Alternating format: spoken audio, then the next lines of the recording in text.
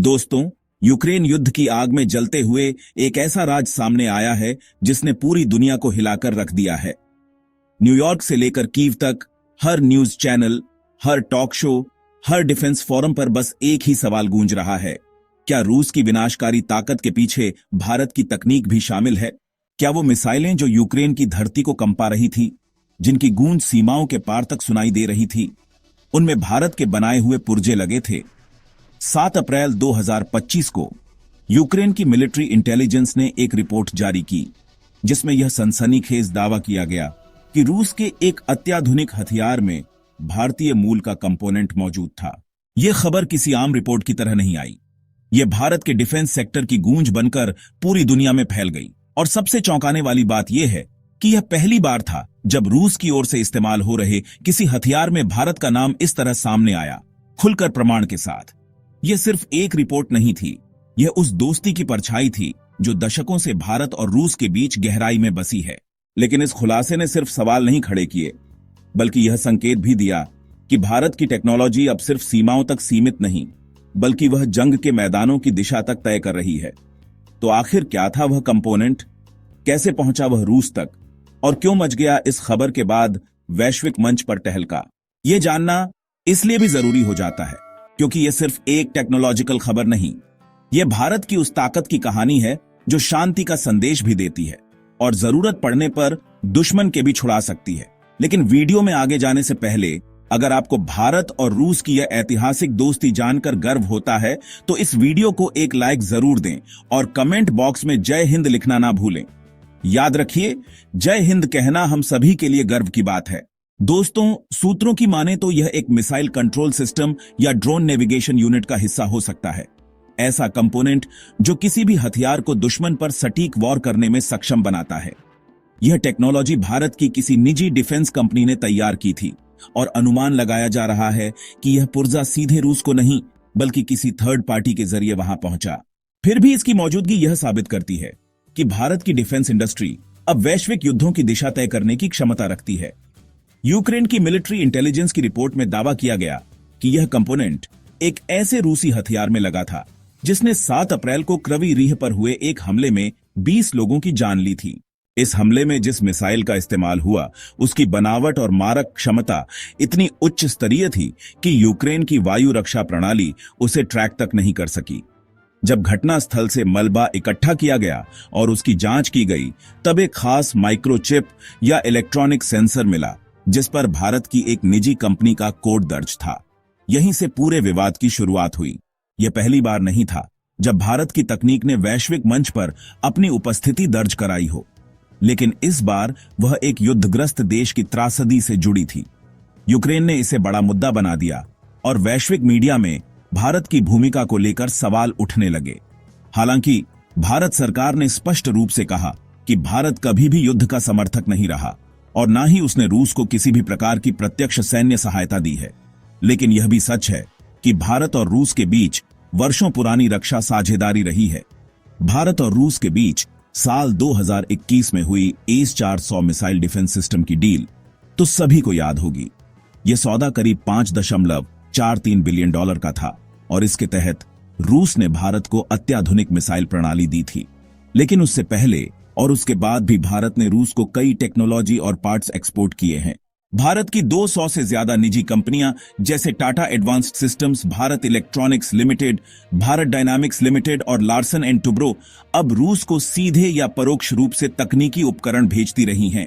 माना जा रहा है कि जिस कंपोनेंट की बात की जा रही है वह इन्हीं कंपनियों में से किसी एक द्वारा विकसित किया गया था। विशेषज्ञों का मानना है कि भारत ने यह कंपोनेंट किसी अन्य देश को बेचा होगा और फिर रूस ने उसे उस देश से हासिल किया होगा। यह भी मुमकिन है कि यह उपकरण ड्यूल यूज टेक्नोलॉजी में आता हो, यानी इसे सिविल और मिलिट्री दोनों कामों में इस्तेमाल किया जा सकता हो। अब जब यह रिपोर्ट आई तो अमेरिका और यूरोपीय यूनियन के कान खड़े हो गए। अमेरिका ने पहले भी भारत पर दबाव बनाया था कि वह रूस से हथियार ना खरीदे, लेकिन भारत ने हर बार स्पष्ट किया कि उसकी विदेश नीति स्वतंत्र है और वह अपने हितों के आधार पर निर्णय लेता है। प्रधानमंत्री नरेंद्र मोदी ने संयुक्त राष्ट्र में भी कहा था, यह युद्ध का युग नहीं है, लेकिन भारत की टेक्नोलॉजी अगर युद्ध के मैदान में इस्तेमाल हो रही है तो यह उसकी ताकत का परिचायक है। भारत की डिफेंस इंडस्ट्री का ग्रोथ पिछले 10 वर्षों में अद्भुत रहा है। 2014 में भारत का डिफेंस एक्सपोर्ट सिर्फ 9.66 बिलियन था, जो 2024 तक बढ़कर 2.63 बिलियन हो गया है, यानी लगभग 4 गुना वृद्धि। इसके पीछे सरकार की मेक इन इंडिया पॉलिसी, रक्षा क्षेत्र में एफडीआई की वृद्धि और निजी कंपनियों को बढ़ावा देना है। आज भारत दुनिया के टॉप डिफेंस एक्सपोर्टर देशों में शामिल हो चुका है। लेकिन इस विवाद का एक और पहलू भी है। यूक्रेन की रिपोर्ट के मुताबिक यह कंपोनेंट हथियार के नेविगेशन सिस्टम का हिस्सा था, जो टारगेट की सटीकता और मार्क क्षमता को कई गुना बढ़ा देता है। क्रवी रीह पर जो मिसाइल गिरी, उसने सिर्फ इंसानी जानें ही नहीं ली, बल्कि इंफ्रास्ट्रक्चर को भी तहस नहस कर दिया। ऐसे में जब जांच में भारतीय पुर्जे का नाम सामने आया, तो यूक्रेन ने इसे युद्ध में भारत की छिपी भागीदारी करार दिया। हालांकि भारत ने इस दावे को सिरे से खारिज कर दिया और कहा कि अगर कोई कंपनी ने किसी देश को तकनीक बेची है, तो भारत सरकार को उसकी जिम्मेदारी नहीं दी जा सकती। भारत का कहना है कि वह सभी अंतर्राष्ट्रीय नियमों का पालन करता है और उसका लक्ष्य वैश्विक शांति है। फिर भी इस घटना ने भारत के डिफेंस सेक्टर को सुर्खियों में ला दिया है। वहीं दूसरी तरफ रूस की प्रतिक्रिया इस पूरे मामले में बहुत ही चुपचाप रही है। रूस ने ना तो इस कंपोनेंट के अस्तित्व को स्वीकार किया और ना ही इससे इनकार किया। लेकिन जानकारों का मानना है कि रूस, जो कि यूक्रेन युद्ध में भारी दबाव झेल रहा है, उसे ऐसे तकनीकी सपोर्ट की सख्त जरूरत है। और अगर भारत जैसे तकनीकी ताकतवर देश से यह मदद मिलती है, तो वह उसका स्वागत ही करेगा। भारत और रूस की दोस्ती सिर्फ डिफेंस तक सीमित नहीं है। जब 2022 में युद्ध की शुरुआत हुई और रूस पर अमेरिकी और यूरोपीय प्रतिबंध लगे, तब भारत ने रूस से सस्ते दामों पर क्रूड ऑयल खरीदकर उसे आर्थिक संजीवनी दी। भारत की यह चाल इतनी जबरदस्त थी कि न सिर्फ हमारी अर्थव्यवस्था को फायदा मिला, बल्कि रूस की तेल बिक्री में आई गिरावट भी थम गई। रिपोर्ट्स के मुताबिक भारत ने 2022 से 23 में रूस से प्रतिदिन औसतन 1.53 मिलियन बैरल तेल खरीदा, जो पहले की तुलना में 20 गुना अधिक था। इस डील की कुल कीमत लगभग 35 अरब डॉलर थी। यही नहीं, 2025 के पहले क्वार्टर में रूस ने भारत में 50 अरब डॉलर के निवेश का ऐलान कर दिया, जो कि इंफ्रास्ट्रक्चर, एनर्जी और डिफेंस सेक्टर में लगाया जाएगा। ये सारे घटनाक्रम एक बात को स्पष्ट करते हैं, भारत अब एकमात्र खरीदार नहीं, बल्कि वैश्विक शक्ति बनने की दिशा में कदम बढ़ा चुका है। अगर यूक्रेन की रिपोर्ट सही है, तो इसका एक और मतलब निकलता है। भारत की तकनीक अब उस स्तर पर पहुंच चुकी है जहां वह दुनिया की सबसे बड़ी युद्ध मशीनरी का हिस्सा बन रही है।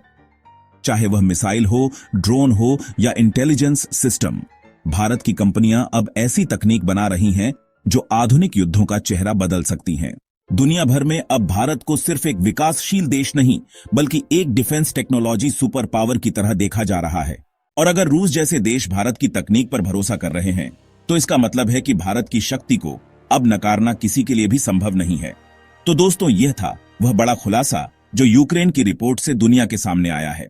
भारत के पुर्जों ने रूस की जंग को नई धार दी है और यह भारत की डिफेंस इंडस्ट्री के लिए एक ऐतिहासिक मोड़ साबित हो सकता है।